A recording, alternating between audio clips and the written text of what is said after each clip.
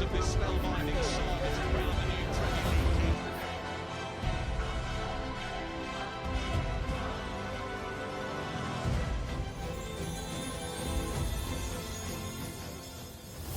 When we hear meditation, especially from the Christian background, we are looking at Asian culture, Asian way of prayer, where a Buddhist or a monk would be in meditative mode for hours, for days, and even for months. But in the Bible, we do have the word meditation used, because when you look at James, I think it's Joshua, it says, this book of the word, meditate upon it day and night. Day and night. Death and fear of death is one huge thing when we know there are devils.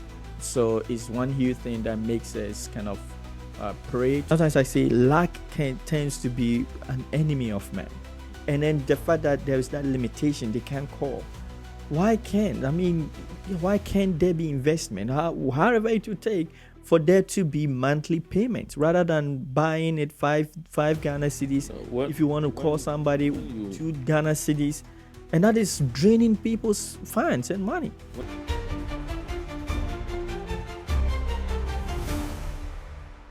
Hello, ladies and gentlemen. Welcome once again to TRK Multimedia. This is TRK Discoveries, and we are still on our mission to instill into the community the character of good morals, or how to adapt and embrace the identity of good morals, or a saint. That is what we call it. I'm still here with Mr.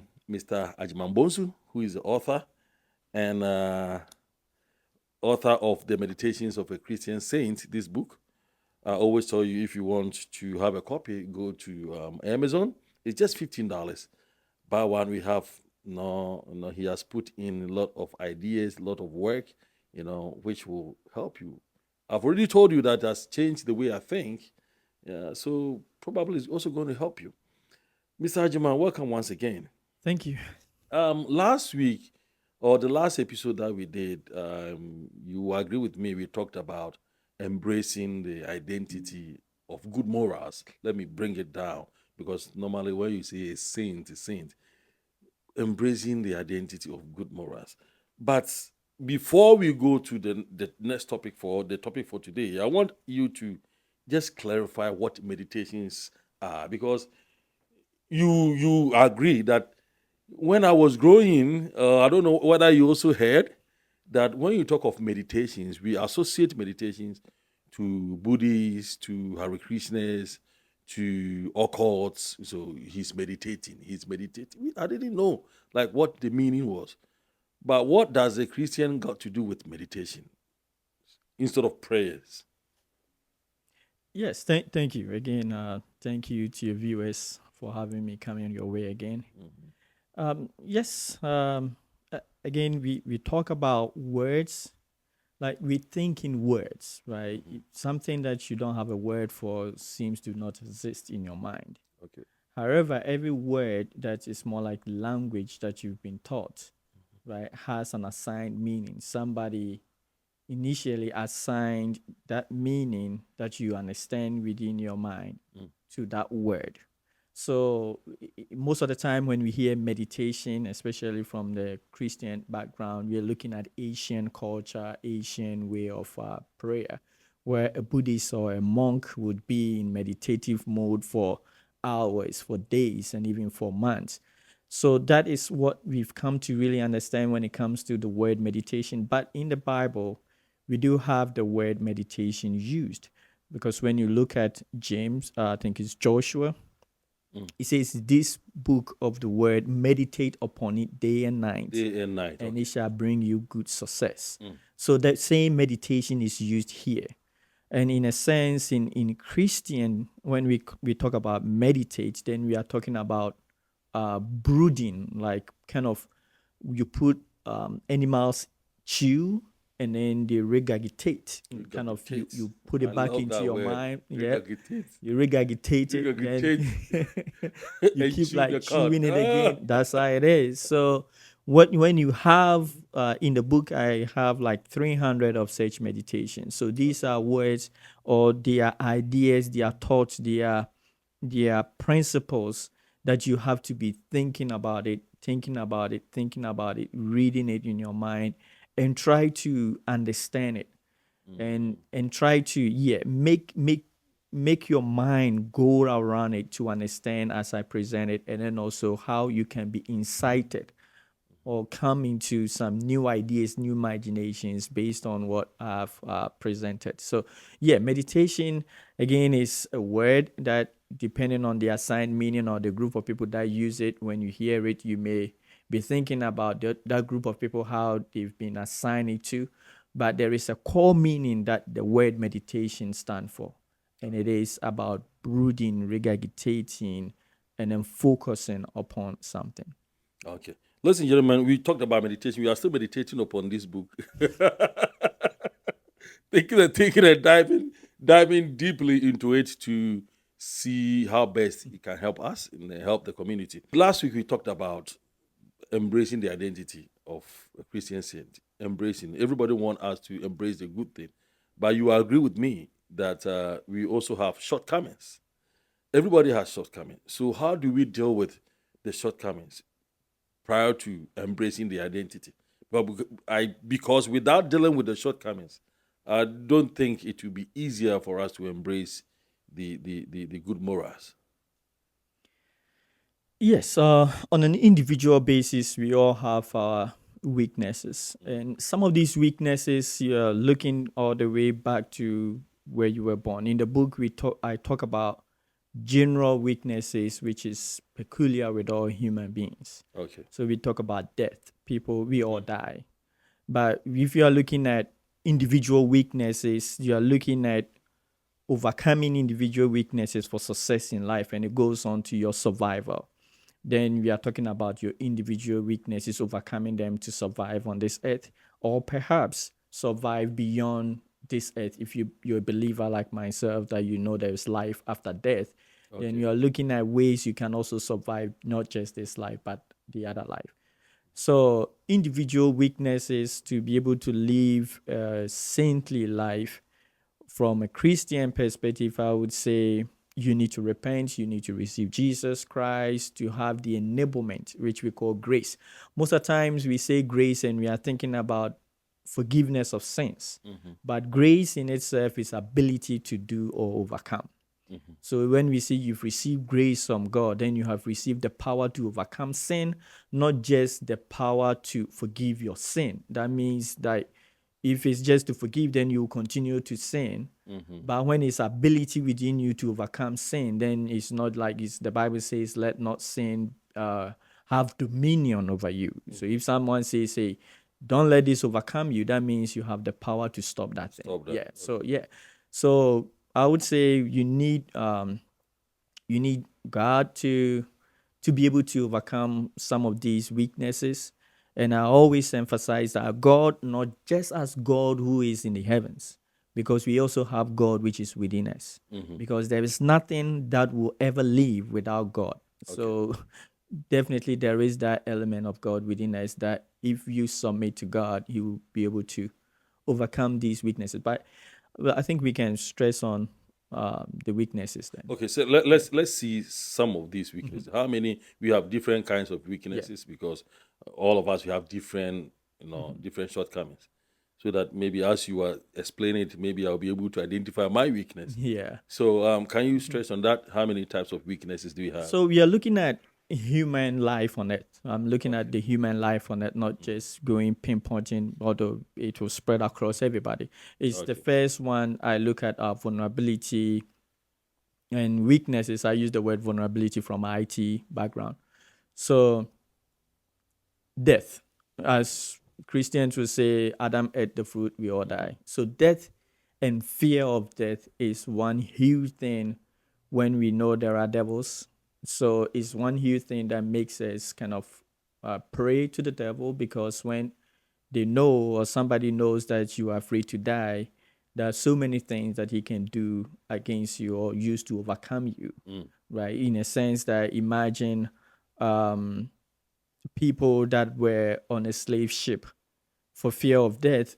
You are more than the people who are the masters on the ship, but yet still they allow them to carry them all the way across seas.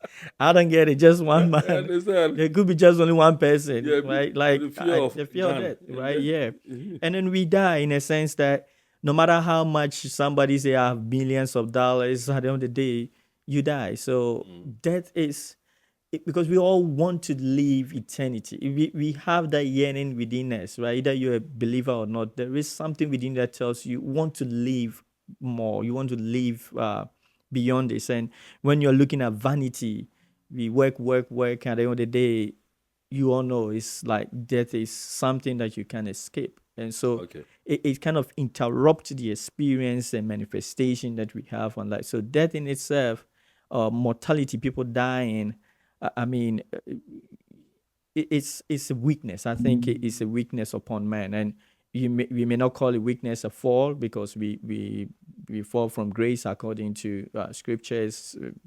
We sinned, and here we are. We die. So right? how that do is we one link- thing that is a How weakness. do we link the weakness, death as a weakness, to embracing the identity of a saint? Or So yes, that is Because- one thing we it's from the Council of the Living Saints of the Church that is giving people hope to understand that hey, there are things that if you know you die, right?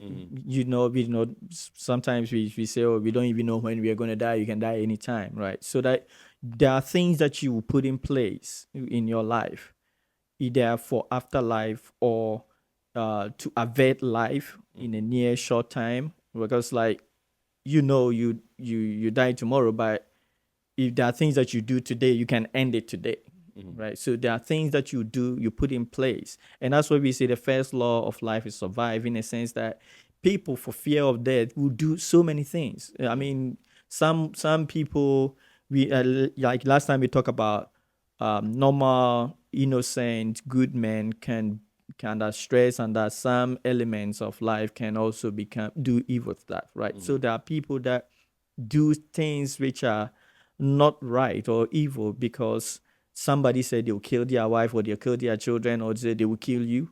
Because of that, they are under duress or they are under coercion to do something evil because they fear they would die. fear they Right. would die. So it is something that affects our lives subconsciously or unconsciously, that you know about, you don't know about it, affects the way you live your life.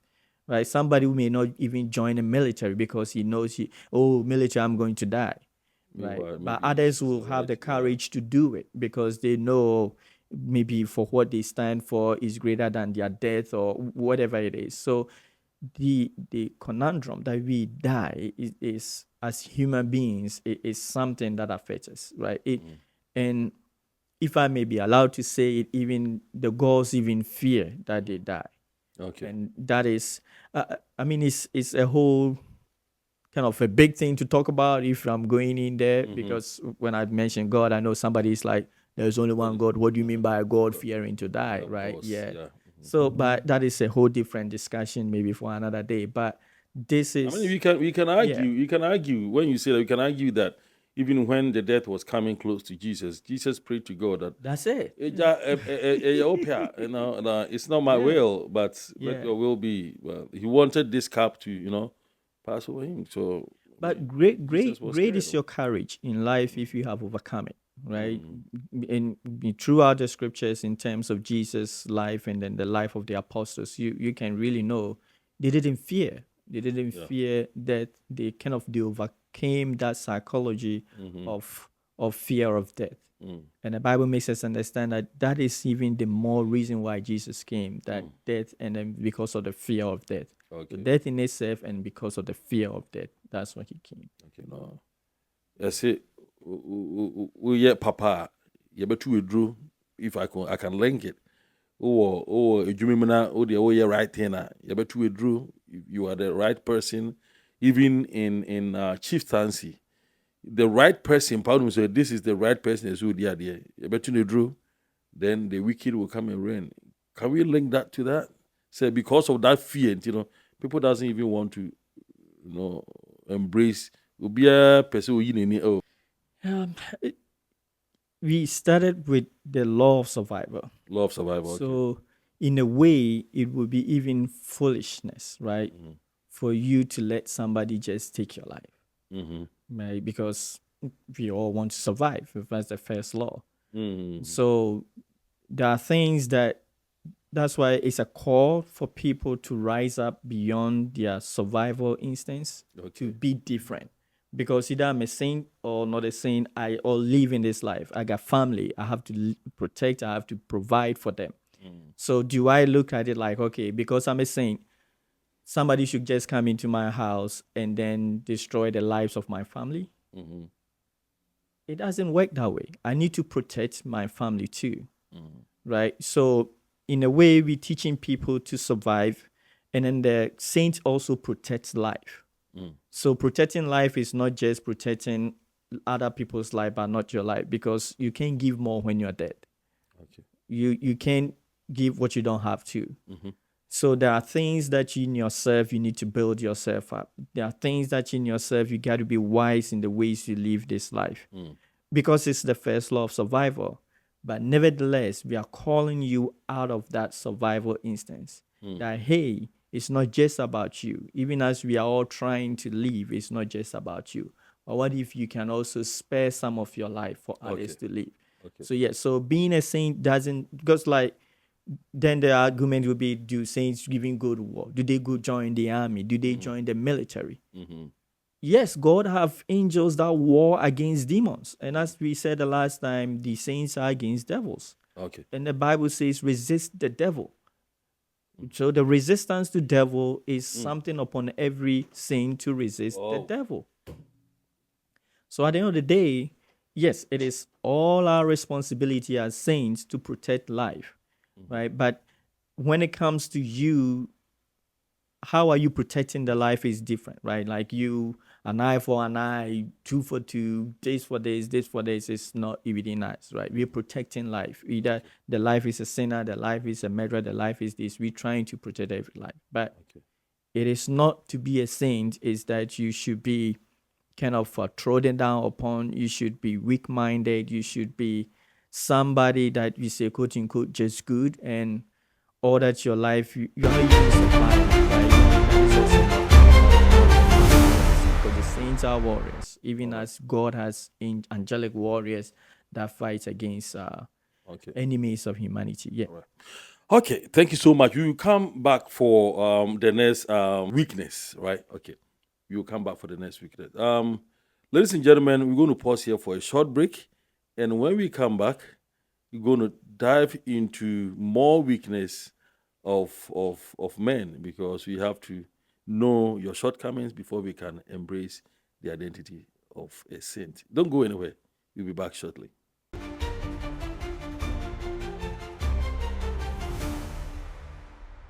Ladies and gentlemen, welcome back once again. We are still on, trying to find our limitations so that we'll be able to deal with, embracing the identity of a saint.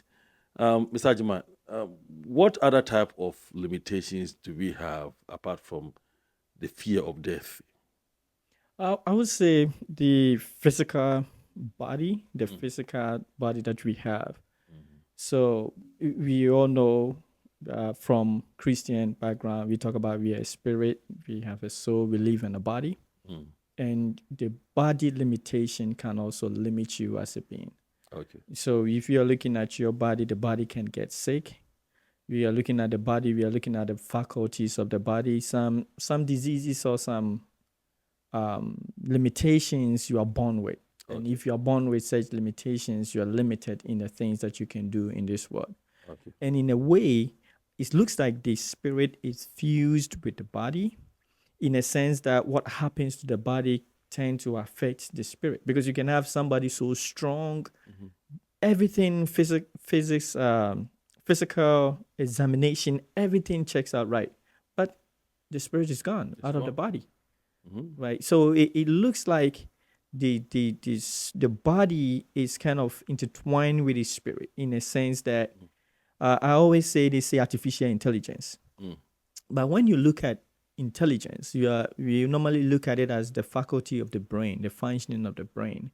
But I think it's beyond just looking at intelligence as what you know, you remember, but rather we are looking at the very knowledge within the cells of our body. How does your body know to do all the things that they do? I have a baby, and you're looking at the baby within a month, 3 months, 6 years, and he's growing. And all that I did was just feed him, clean him up, let him sleep. And the body in itself knows exactly what to do, like a time clock. So this is intelligence. I think I call it intelligence. That is the natural intelligence that perhaps they are saying they have artificial intelligence. And that is what we are saying, like it's like a life force that is within it. And anything that happens to the body tends to affect this kind of life force, and all of a sudden the person ceases to exist. So diseases, sicknesses, and ability to alter the body, because as I mentioned, if that is natural intelligence, then perhaps we can be hacked. Like somebody can hack you. Like he can hack your body. Like we talk about vaccines, right? These are things we use to hack the body to do the things they do. And I think I remember that there was one gentleman or some video that I was watching. I mean, you can't believe anything you see and hear on the internet. But the person that was talking was saying that now they can make people allergic to something. We was just talking about climate change, and he was saying, oh, we need to let people stop eating meat, and people are not stopping eating meat. So one way is to make people allergic to meat. That means they would hack the body Wow. and then make you what? Stop eating meat, because whenever you take it, you have a reaction.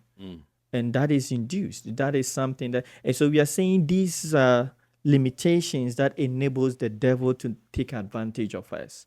Because if he can imagine what we went through in COVID, as of now, there are still people that believe that it was lab made rather than the official news that we heard. But imagine if that is true.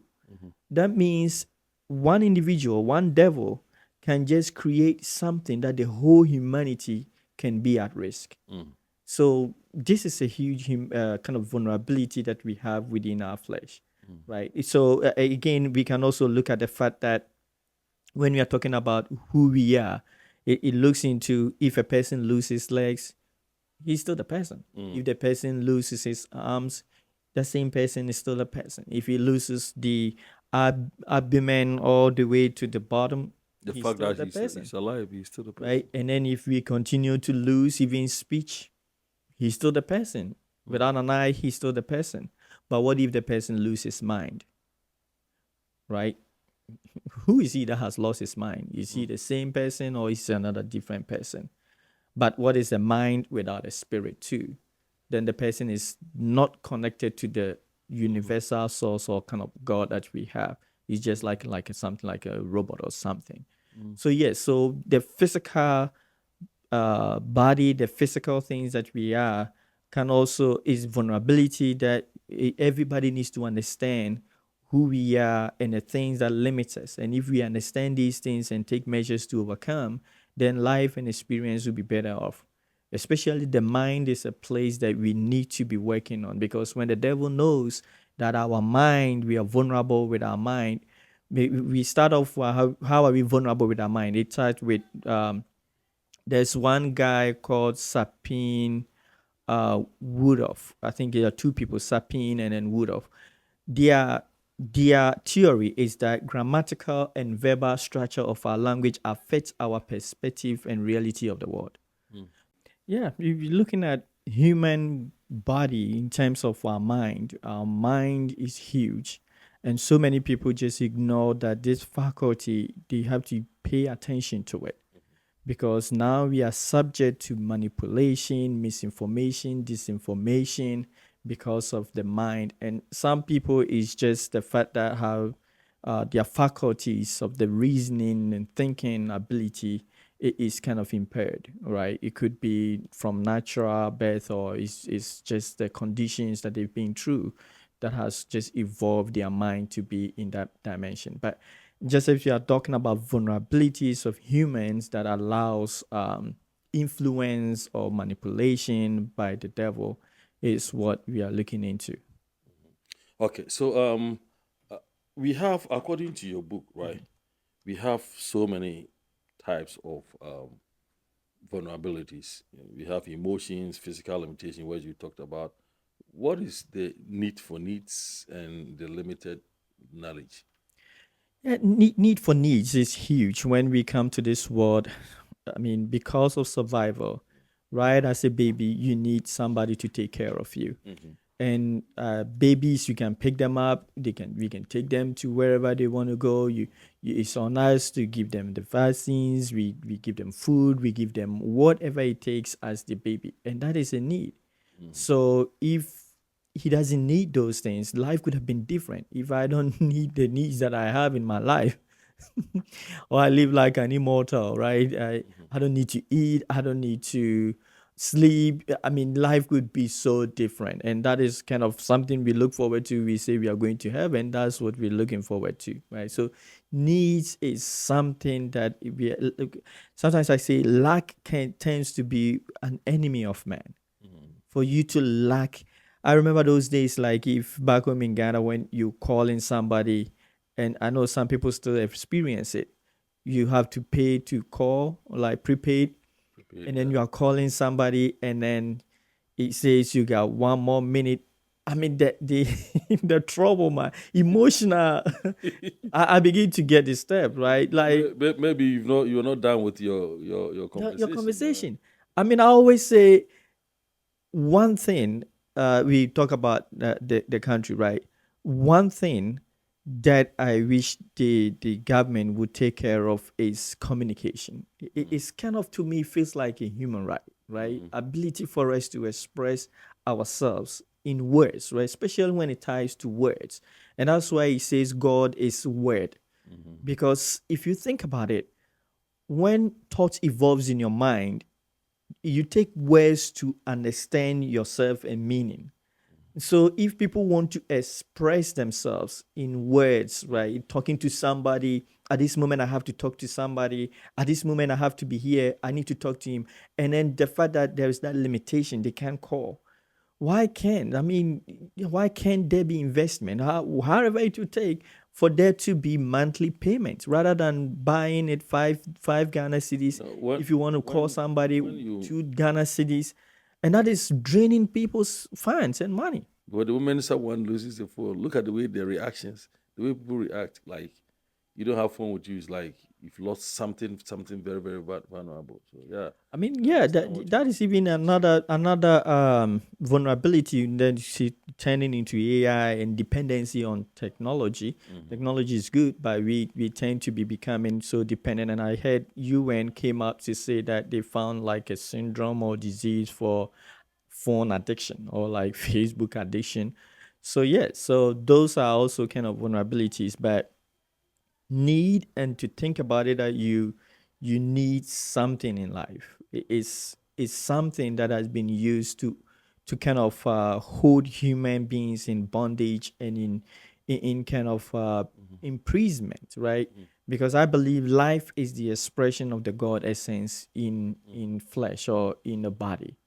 So if there is a need, there are so many things that will stop you from expressing God, especially when now money has been tied to resources, right? Money is now tied to resources. So without money, there's so many things that you cannot do in life. So need in itself, lack which is upon man, is a vulnerability that I see is a vulnerability upon us as men. So how about limited knowledge? Yes, limited knowledge starts with, as we know, baby. Like you're a baby, what do you know, right? What do you actually know? And that question brings us into one, I think it's theological question, which uh, myself I wouldn't say I have an answer to. The first one is the fact that, did we existed before we were born, or our existence? Because if you're saying you're a spirit, you have a soul, you live in a body, and spirits are eternal, right? Then did you just came when your mom and dad conceived you? So they created you at that moment. Your spirit was just boom created, and then you appeared on this earth as a baby. or you were existing before, and when they met and conceived you, you came. You came again. Because if you were before, Mhm. then the question is, why don't we remember? Why don't we know? Right? These are theological questions. I leave it to the scholars. And the But yes. literature people will say it's a rhetorical question. but Africans, I would say not even, I don't know every African, but I know my grandma, Mhm. my late grandma, she believed in reincarnation, Mm. right? Yeah, most So people do yeah, believe most people believe in reincarnation, and because they've that, seen it before. Honestly, yeah. yeah, they've seen it. But there are some people, the way they behave, the way they talk, and things they talk No, I about. mean, back home, like when a child is born, then he dies, and another child is born to the same mother, then he dies. They find a way to mark that baby, Mm-hmm. and when he comes back, You say, oh, sometimes he doesn't go back, yeah. right? He doesn't die again. So, traditionally we know people have answers to this question, but that is to say, why we come into this world, we don't know. And then if the fact is that we are born babies and we don't know, we have to learn, then we are subject to those teaching us. And I always say, if only knowledge was external, like whatever you have to know, you have to learn from outside yourself, then there should be only one book. Okay. Right? But since we can bring knowledge from within, we can know stuff from within. That's why we have people like myself bringing something out too. Right? So yes, so limited knowledge is huge. And then the question is, what do we learn? Right? Last time we talked about schools, right? We learn a trade, right? Instead of learning kind of holistically how we supposed to live this life on earth.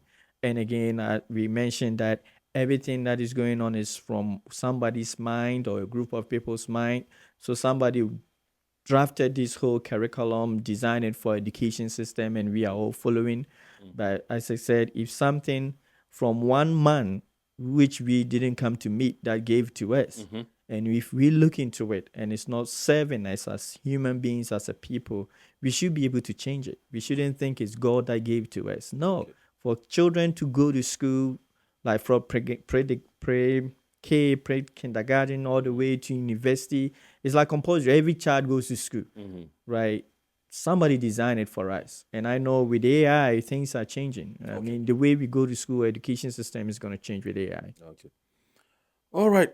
So in summary, linking the embracing the identity and the recognizing or fishing out our weakness, do we have dealing with a way to deal with this weakness? Yes, I take that to the next chapter. Okay. But the more it's very important that as a human being you understand these limitations upon our lives on this earth, because if you don't, we mentioned the last time that God created you, but man made you. You end up growing up, and then you have been a product of somebody's mind or somebody's conception of life. Your whole reality would have been carved out by somebody. And imagine if the person meant you for evil or is a devil. That means all that your life you are living for them. It's not like to say, like Christians would say, Satan. You are living for Satan, not for God. And that is why it's good that we understand these weaknesses and vulnerabilities and find ways we can overcome them, so that we will survive, not just survive. Because most of the time people think survivor, we say, oh, I want to survive. It's just like, oh, I will go through everything just to see tomorrow. No. That's not survivor. Right? It's not the premise to endure everything just to see tomorrow. Then we wouldn't have had those individuals that's too strong in the face of adversity to present its freedom that we have right now, that challenged let's say slavery, those individuals that put their life on the line for the march, for the struggle to get freedom, right? Because if you just want to see tomorrow, perhaps that's why it lasted for 400 years. Slavery ended because at the end of the day, they just want to endure everything to see tomorrow. No, it's how you see tomorrow is what survivor is. Now, when So you I want when to see you tomorrow, but how do I see tomorrow is what survivor is. when you look at the Bible, when God sent Moses to go and take his people from the land of Egypt to the promised land, Yeah. it got to a time that people started complaining that it would have been better for us to stay in Egypt. That is, the law of survival. They wanted to survive because they think they were hungry. Moses has brought them to taking them along the way. Moses is coming to kill them because there was no food, there was no water, then blah blah blah and stuff. So I think the law of survival. People think that way. How do I Yeah. survive? Yeah. It's just how do I see tomorrow? How do I Like see they just tomorrow? at all costs I want to see So tomorrow, right? That's all they do. I just that want to see has tomorrow. limited our ability to react to certain things. That's true. That is the That's reason true. why That's kids true. born in abroad, when they go to Ghana, they say these kids don't respect. We talked about the players born abroad because when they come to Ghana, they are like no nonsense. If you say this, you can't say this. Hey, they have their freedom, they have their right to express themselves. But Ghana, we have that culture that you need to, even if you don't understand, you have to understand because you need to survive. But they don't think that way. Do you understand? So it's like that. You have different people, different way of understanding, and different culture. So But yeah, that's what we're saying. At the end of the day, it's not just like, oh, I just want to survive, mm, and excuse me to say, even if it's something unworthy to eat, right? I would just eat it, right? mhm. Without any vision, without anything planned in place to change it, right? That's the whole thing. People would just want to endure it for thousands, for hundreds of years. And that's why it takes one man or it takes a saint to say, no, I want to change it, right? Saints will rise up and then they will face the status quo, they will challenge the status quo. So far as it's not something that is unto life, right? Something that is death. They would want to change it. Jesus saw it. Man was dying and dying and dying. He wants to change it. But what does it take? To take his life. Yes, I'm going. Right. So that is how we all supposed to see it. We should see it. We want it to be better, not just like no matter what. Like it's somebody's dream, right? It could be generations, a whole family generations. Nobody is stirred up to say no. This is wrong. This is not right. That we should be trodden upon, should be raped, should be destroyed, should be. Nobody wants to fight it, right? Nobody wants to resist the devil. So they just endure it because they just want to see tomorrow. No, no, no, no, no. Survival is not that. The survival is to stand up for the right. I told you this book is full of knowledge. This book is full of. In our next chapter, we are going to dive into how to, counter these limitations or how to solve this problem of limitations. You have limitations. I also do have. So I want you to follow us. Send us your comment at the comment section. I want you to follow us in all our social media handles and subscribe if you've not subscribed. Please do us a favor and subscribe. And go to Amazon, look for this book, The Meditations of Christian Saint, or The Counsel of a Living Saint. When you hear the saint, just like I said, if you are in Ghana, Africa, you say, oh, the saint is this saint. No. So please, don't forget to subscribe, don't forget to share, and don't forget to be part of this family. Today, we were fortunate enough to have Mr. Ajman Bonsu, who is the author of this book, The Meditations of Christian Saint. He is the author. So I am Atta Bafo Jambra. You can always call me the Royal King. Until we meet again another time, you say enjoy the rest of your week. Bye-bye.